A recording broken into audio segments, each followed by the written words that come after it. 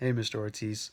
So, after completing this civic engagement project and the 5 activities I had to do, since I couldn't make it to the RDS Heart Day, I had work on that day, even though I much rather would have done the RDS Heart.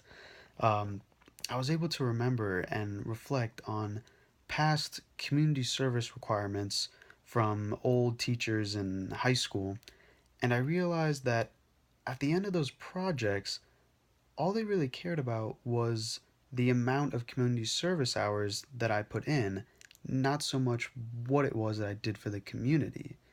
All they wanted was the piece of paper that was signed off on that said that I had spent so much time there, and not what it was that I did or participated in, which this project had a lot more emphasis on.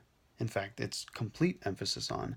So I definitely thought that was a lot nicer about this project compared to past community service projects. Uh, as an overall lesson from it, I was really focusing on getting involved and being able to remember so I could easily reflect on the different things that I had done during each one of these 5 activities rather than just the amount of time that I had spent there, which is all that was cared for before. And during this project, I definitely learned a lot more about myself rather than communication, although I know I did pay attention for some of it, but I really learned about kind of living in the moment and focusing and appreciating things as they're happening rather than just kind of just living like, oh, just another day or, oh, just another this or that. So, about the 5 things I did, the first was having dinner with my mother with the no media available. Second was paying for my father's meal after a movie. The third was going to a St. Patrick's Day parade. And the fourth was watching Trump's inauguration speech with the, being news. And lastly was visiting the zoo with a bunch of my friends, which ended up being a lot of fun. So, over the first one that I'll talk about is having the dinner with my mother with no media available, which happened after watching kind of a religious movie called The Shack.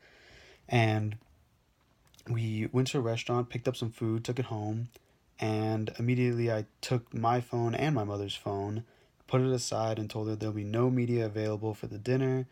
And she was immediately ecstatic because I can sometimes be on my phone quite a bit while we're eating, and she really doesn't like that. So she was really happy that I was the one to say it and that we were gonna have a nice meal like that. And during the whole time, I of course was trying to focus in on the different things to do and different things that were happening. And I noticed a lot with the nonverbal cues, such as facial expression and eye contact, and really try to pay attention to those things and maintaining good eye contact and providing good nonverbal communication like facial expression, showing a tentativeness to whatever it was that my mother was talking about. And the second thing that I did was pay for my father's meal, which was also after a movie.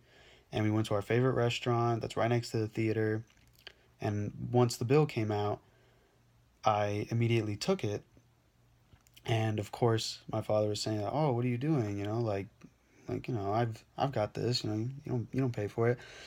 And I was like, "No, I'm gonna pay for it this time." And it went a little back and forth, him resisting me pay. But eventually, by the end of it, and once we left the restaurant, I could tell he was a lot more grateful and showed a lot more of that gratitude rather than or compared to other times where I'd paid for the meal, which is usually after like his birthday or Father's Day, because there's more of a reason for me to do it. But this was kind of out of the norm and just for the sake of being a nice person, you could say. So he was definitely a lot more grateful. It was a big thing that I noticed on. And the last thing that I'll talk about in detail was the trip to the zoo with all the buddies, which was most definitely my favorite since we're always trying to find something to do and we can usually never agree on something. One friend or myself is always like, nah, I don't want to do that. But we all agreed on the zoo once I told them. I was like, hey, let's go to the zoo in, 2 days from now or something. And they're all like, yeah, let's do it. And I was amazed at how easily they all agreed to go to the zoo since there's usually some conflict there. And so we went to the zoo and was able to have a great time, and just went crazy, kind of.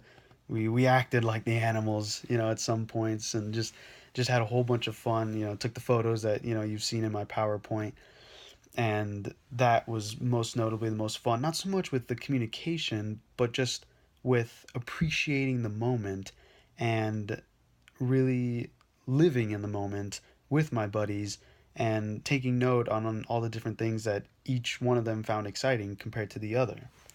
So, by far, like I said, definitely the favorite out of all those was the zoo trip.